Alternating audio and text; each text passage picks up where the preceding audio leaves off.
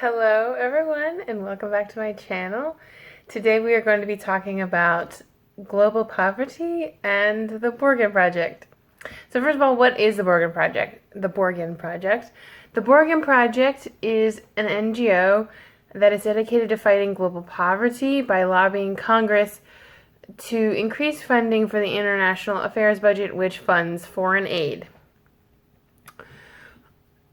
So, why is fighting global poverty important? A lot of Americans think that the only type of poverty that affects them is domestic poverty, or even just poverty in their own specific city.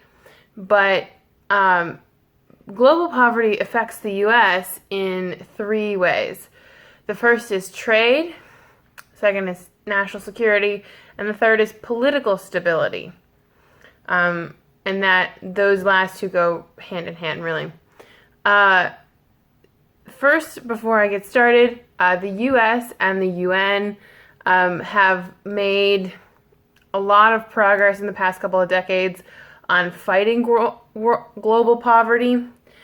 On fighting global poverty, but there's still a lot of work to be done. So the first reason why fighting global poverty is important and how it impacts the U.S. is through trade. So when the U.S. Helps develop another country, that country later, historically, will then become one of our closest trade partners, which brings goods to American consumers and brings jobs to American workers. The second thing, national security. When people are in poverty-stricken areas are prone to political strife, which is what I'm going to talk about in a second. And if you can help alleviate poverty, you can help alleviate some of the core reasons behind violence. And many top U.S. military officials and national security officials have come out and said that fighting global poverty is what helps keep Americans safe. So the third reason is political stability. Though political stability and poverty are kind of a double-edged sword. On the one hand,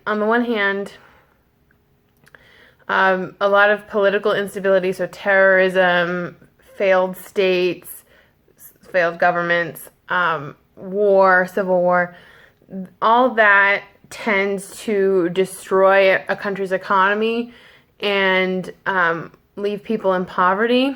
And then when people who are in poverty, they can get desperate and they can people in poverty are not more prone to violence, but sometimes the conditions that breed poverty also breed violence.